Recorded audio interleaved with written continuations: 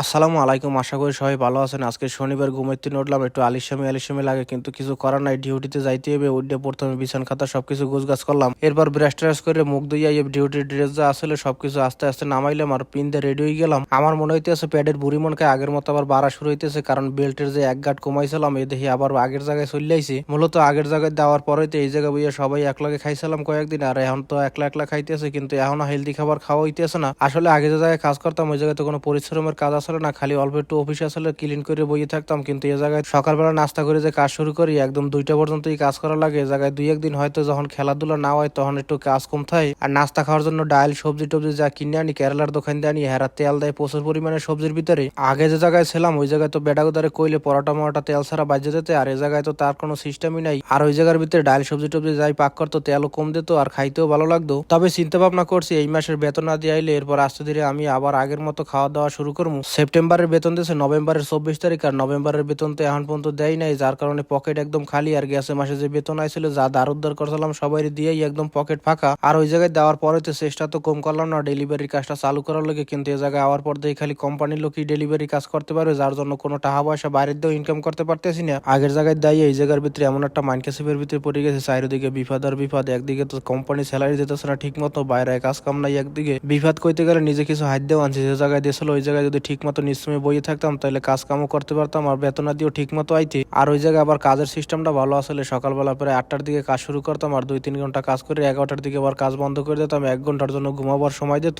আর 12টা বাজে উঠে নামাজ কালাম শেষ করে 12:30টার মতো বাজে যেত, আর 1 ঘন্টার মতো কাজ করে 1:30টা বাজে আবার রওনা দিতাম বাসার দিকে। আর এখন যে জায়গায় আইছি এ জায়গায় অবশ্যই আর আগে 3 বছর রয়ে গেছিলাম, কিন্তু এর আগে সিস্টেম ছিল অন্যরকমের। বাহিরে মাসাল্লাহ কাজ কামের কোনো অভাব আসল না, 1-1.5 হাজার রিয়ালের কাজ কাম বাহিরেও করা যাইতে। এই আশা করি অবশ্যই আইছিলাম। রিয়াদের ভিতরে ডেলিভারির কাজের ডেলি একটার পর একটা ঝামেলা হয়, কিন্তু এই জায়গায় আইলে মাসিক কাজ যদি 1-1.5 হাজার রিয়ালের একটা ধরতে পারি তাইলে পার্মানেন্ট ভাবে করতে পারবো। কিন্তু এই জায়গায় আওয়ার পর দেখেছেন কোম্পানির কামের সিস্টেম পাল্টাই লাইছে, আর বাহিরের কাজ কাম যে আছে লোকজন প্রচুর পরিমাণে কাজ কোনো কেউ বাগেই পায় না। 3 বছর আগে যখন আমরা এই জায়গায় ছিলাম তখন আমাকে বাসার সামনে সৌদিরে যাই খারাই থাকতেছেন কেটা কাজ করবো আমার লগে আহো। আর এখন এমন একটা সিস্টেম এই যে একটা ইশারার মতো বানাইছে, যে জায়গায় যাই মানুষজন বইয়ে থাকে ওই জায়গায় দিয়ে কাজে যায়। বাংলাদেশে যেমন লেবার বাজার আছে এই জায়গায় এমন একটা ইশারা আছে যে জায়গায় যাই লোকজন বই থাকে, যার যে কয়জন লাগে ওই জায়গায় দিয়ে লই যায়। কিন্তু এখন ওই ইশারার ভিতরে এমন একটা অবস্থা যে একজন লোকে যদি কাজে আয় 20 রিয়ালের কাজের লোকে 4-5 জন লাভ দিয়ে ওঠে গাড়ির ভিতরে। অবশ্যই এখন পর্যন্ত আমি একবারও যাই না ইশারায় যেন কাজের কি অবস্থা, কিন্তু আমার রুমের ভিতরে নাজমুল ভাই আনোয়ার ভাই হেরার প্রতিদিনই যায়, কিন্তু গেলে কামাবে কি কামে একদিনও পায় না। যে পরিমাণ লোক ও জায়গায় বলে প্রতিদিন 1-1.5 লোক সবসময় খারাইয়েই থাকে। আর আগে আমরা যখন কাজে যাইতাম তখন প্রতিদিন সকালবেলা কাজে নিত লোক, আর নাহলে বিকেলবেলা কাজে নিত, কিন্তু এখন তো দেখি বলে 24 ঘন্টায় ও জায়গায় লোক দাঁড়াই নিতে থাকে। আর আগে কাজে গেলে ফুল ডে 100 টাকা আর হাফ ডে লগে 50 টাকা, কিন্তু এখন বলে 10 রিয়াল 20 রিয়ালের লগেও কাজে নাই।